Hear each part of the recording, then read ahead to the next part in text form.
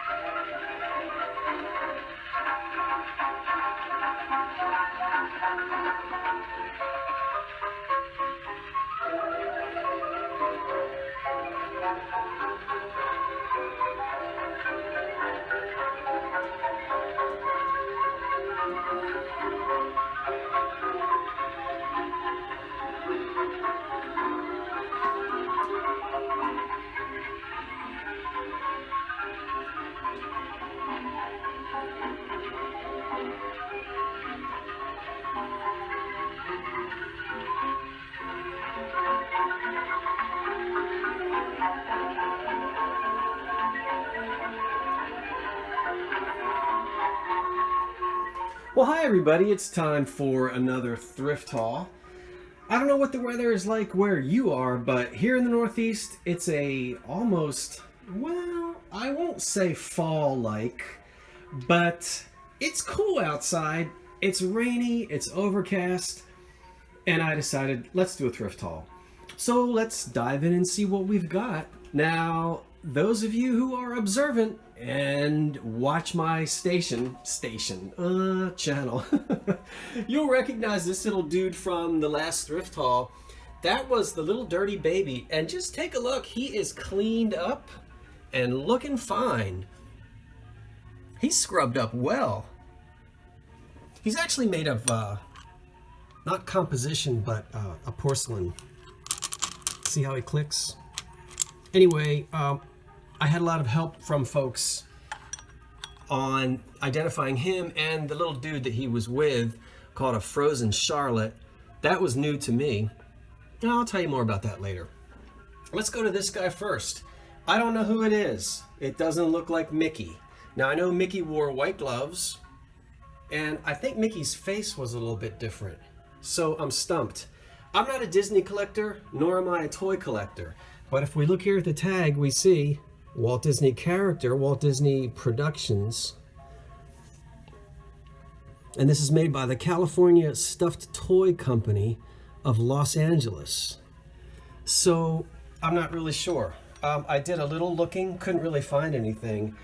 He's got some wear to him, which is pretty typical for a stuffed animal. I'm gonna guess he's 1960s. I guess he could be older. He's got some wear on him, of course, but I actually think he's in fairly good condition. He unfortunately had a little accident in his pants back here. I think he blew a hole in his pants. Poor thing. But basically in good shape. As I said, anybody know? Is he 60s? Is he 50s? Is he 40s? Is he Mickey? Is he one of Mickey's friends? No clue. Let me turn this down just a little bit. By the way, the music we started out with was an old 78 from my collection, recorded in 1921, and that was Turkey in the Straw. Okay, so we talked about little naked baby last week. These glasses right here, there are, what, 6 of them, made by Anchor Hocking. It was a popular pattern from the 50s into the 70s. Berwick is the name that Anchor Hocking gave to it, but it's known by collectors as Boopy, B-O-O-P-I-E. It came in ruby red and in this beautiful green color and some other colors as well. This stuff looks awesome at Christmas. You can mix the ruby red and the forest green together and it looks really cool. As I said, made for 3 decades, so not a lot of value there. I might get 20 bucks for the set of 6. And they're little sherbet glasses. Here in the front is a stack. Now, I buy old photographs when I know I can sell them and make money off of them. These are large. What is that? These are probably 12 by, maybe 14 by 12. And there's a stack of maybe 10 or 15 of them here. These are all sorority and fraternity pictures from Cornell University from 1947 to about 1952. And I'm not going to show you all of these, but we'll just zoom in on some of the detail. I love photography, and these are really cool. If we zoom in, we see a guy here ladling some drink into his punch cup. Look at this, holding the dude upside down. Just a great image of fraternity life in the late 40s into the early 50s. And again, as I said, Cornell University. I got this entire stack for $5. This one back here is labeled, and it's not wanting to focus. Can you see that? Fall, you can't see that.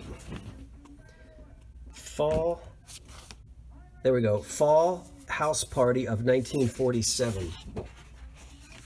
So I'll just quickly flip through a couple of these and zoom in on some of the more interesting aspects. Look at this guy with his shoes taped. Come on and focus. Isn't this hilarious? Look at that. He's got tape holding his loafers together. Anyway, these are just so cool. Here's the sorority rather, that's dated 1950. And on some of these, you can see they have their Cornell sweatshirts on. Dude with a pipe. And I'm going to show you again a photograph of the outside of the fraternity house. Let me back up. I just love these. Bear with me for a second and I'll show you the... Well, where is it?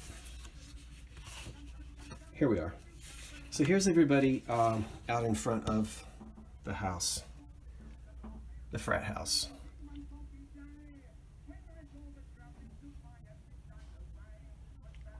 It's amazing to think that if these folks were 20 years old, let's just say on an average about 20 in 1950, you can figure out that today they would be close to 90. So I'm sure some of them are still living. Now, what am I going to do with this stack of photographs?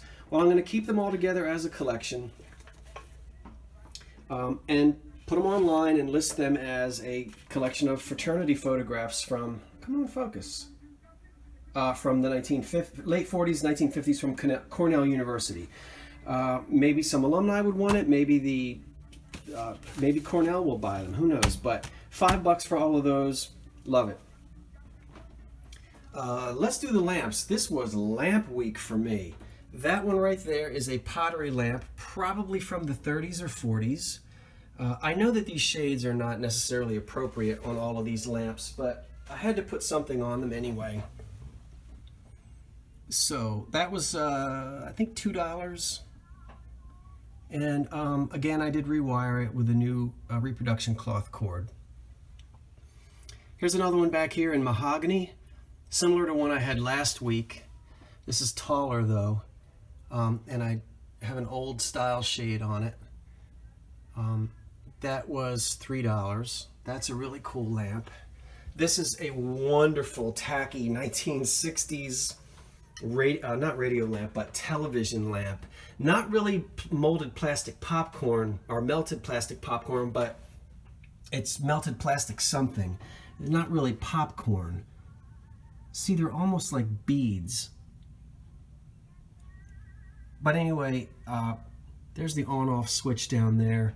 Just classic tacky 60s. I love it.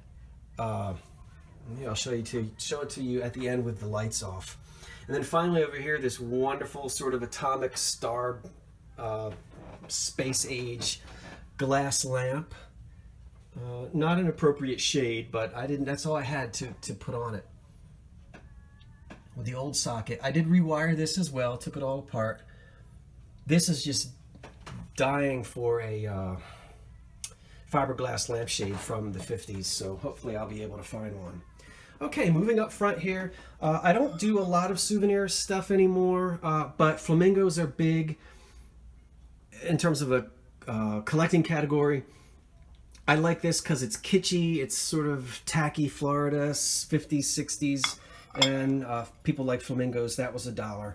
This I've never seen before, so I had to pick it up. I'm not a big fan of the avocado green stuff that came in the, I guess, late 60s into the 70s. But because I'd never actually seen this before, I decided to get it. Do you know what it is? Is it Anchor Hocking? Is it Pyrex? Is it Federal? Well, we'll turn it over and we'll see that it is indeed. Now, please don't be upside down. All right, it's called the Anchor. Why I'm not focusing here. Anchor Hocking Place Setters Collection Oven Proof. That's not a date on there. It's just a production number or a mold number or something like that. So this is Anchor Hocking. And this would have been made in the late 60s or sometime in the 1970s. It looks very much like Pyrex Spring Blossom or Crazy Daisy, doesn't it? Probably only worth $8 or so. I paid $1, but I just had to get it again because I wanted to do some research on it because I'd never seen it. Here's a nice little set of nesting bowls. These are Hazel Atlas. They're unmarked. There were originally 6 of these. 6 or 5? There might have been 6 or 5. I don't remember. But these are the 3 smallest ones. Look how tiny this one is. Really cool with that ivy on the front there. These are unmarked on the bottom. I was pretty certain they were Hazel Atlas when I found them because they just, after you've handled enough Hazel Atlas, you can spot it a mile away. And they are Hazel Atlas even though they don't have the marking on them.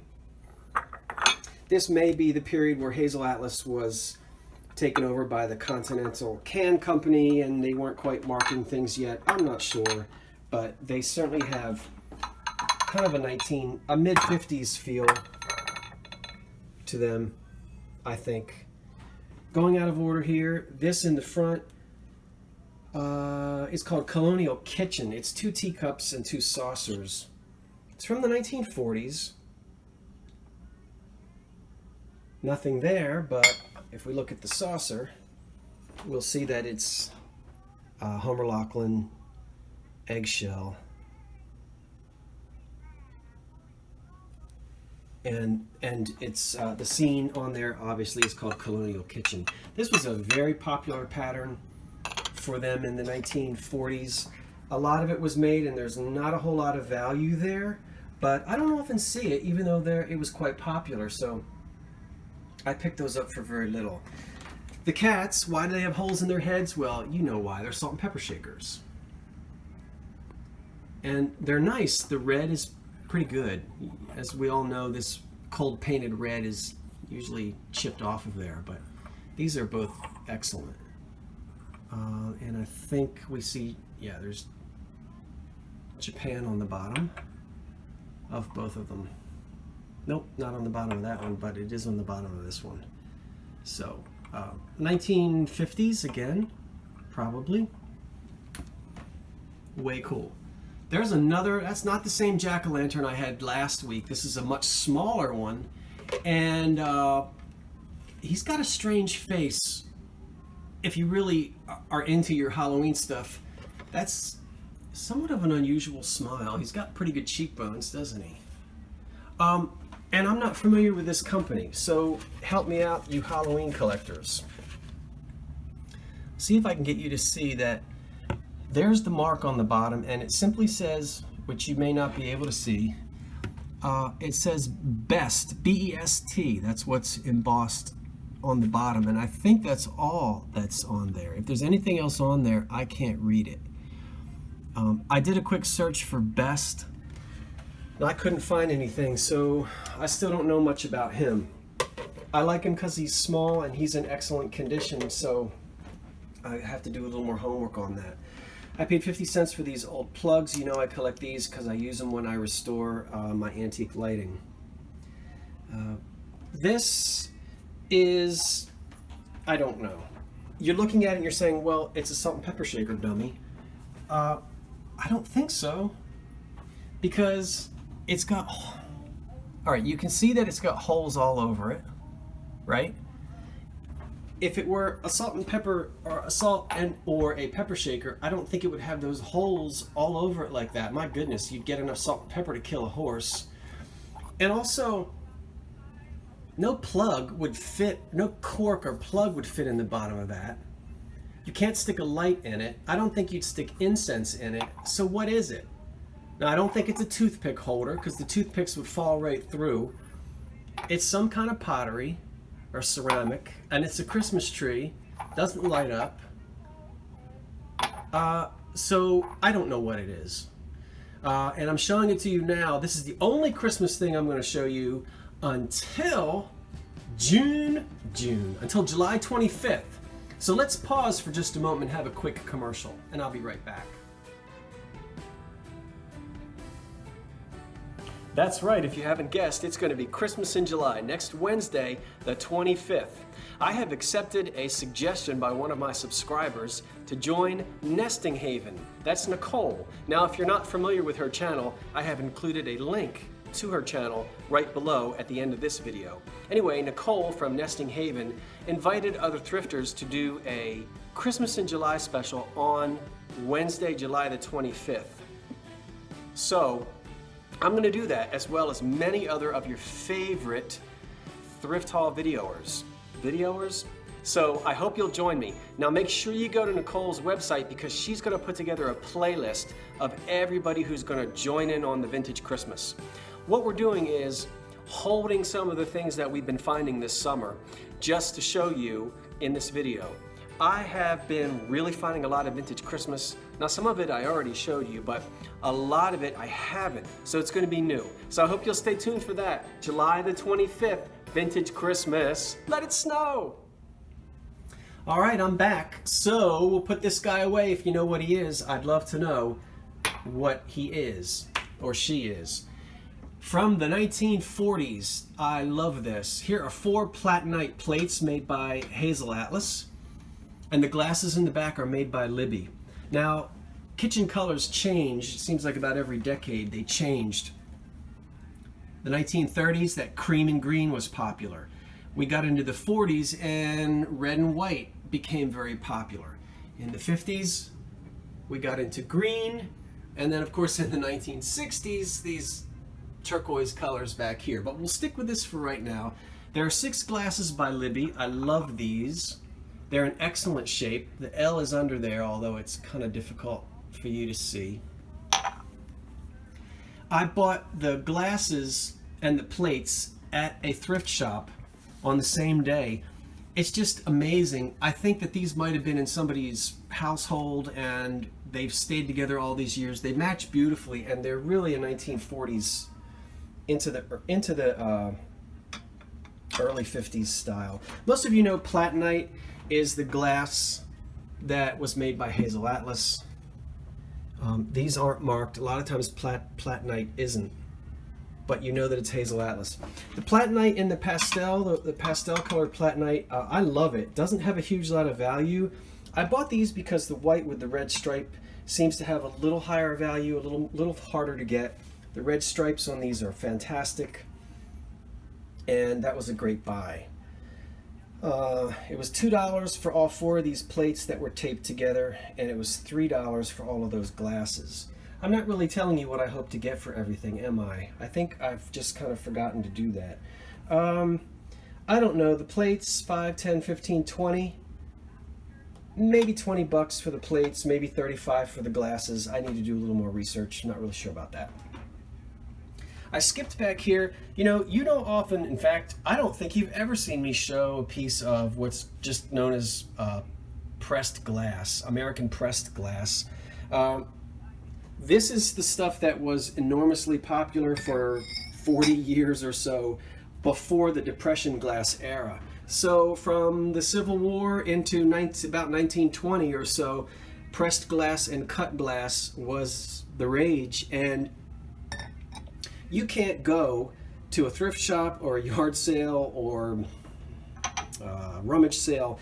You will always find old pieces of pressed glass. It's a shame that most people ignore it today. I still really like it. There's not a lot of value to it.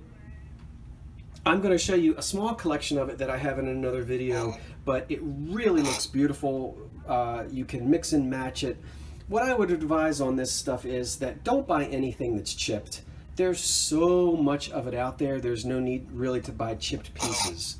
So you do want to check to make sure, but very carefully rub your hands over this, because if it's cut, if there are chips in it, it will cut you. There are probably hundreds of names of patterns, and I'm not even going to attempt it. I like unusual shapes, so this tall pedestal candy dish is one that I bought for my own collection. Now we'll go to the 60s glass. This is also Hazel Atlas back here. These two matching, these were $1 each. These two matching glass jars. And I would need to do some research again. Peanut butter came in, well, first of all, Hazel Atlas was a huge glass container company, one of the biggest glass container companies in the country. And so they, what was I going to tell you? Oh, and so they sold a lot of their glass to places that would put sour cream. I know peanut butter came in glass jars. These might have been peanut butter containers, or they might have contained sour cream or something else. These are marked Hazel Atlas. There's the H and the A on the bottom. And they just have that really cool sort of 1950s abstract design, the graphics. The rooster is always popular. And the turquoise color, you just can't go wrong from the 1950s. Now, I did make a mistake. I just told you this is a Hazel Atlas, and it's not. Let's move these guys back here. And pull this out. This I also paid $1, and I was excited. It's a great big mixing bowl. I've never seen it before either. I love the turquoise. I hope this is showing up that that's turquoise. Strawberries. What is that thing? That's apple. Yes, I know my fruits. There's cherry, or cherry as they say in Philly. Have a cherry Coke. I don't say cherry. That's a Philly accent. And, or Jersey. And that's a pineapple. Isn't this wonderful? Name your fruit. Who made this? Take your guesses. Come on now. Everybody's yelling at the screen. It's Pyrex. It's Fire King. Well, you're all wrong.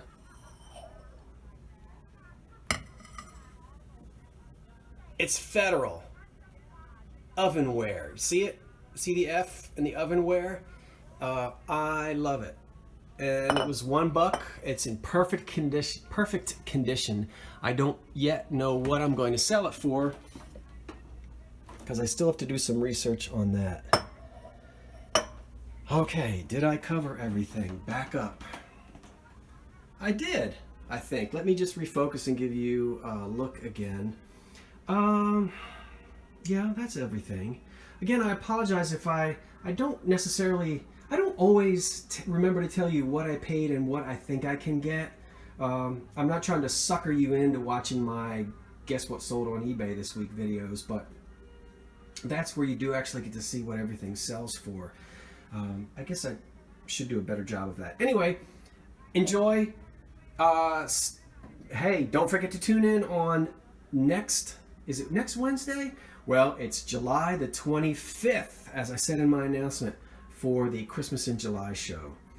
Okay, it's Scott from the old Curiosity Shop saying thanks for watching, And before I say so long for now, I'll say welcome new subscribers, and if you're not subscribing yet, hit the subscribe button, leave me a comment, and also hit that bell so you know every time I make a new video. Okay folks, so long for now.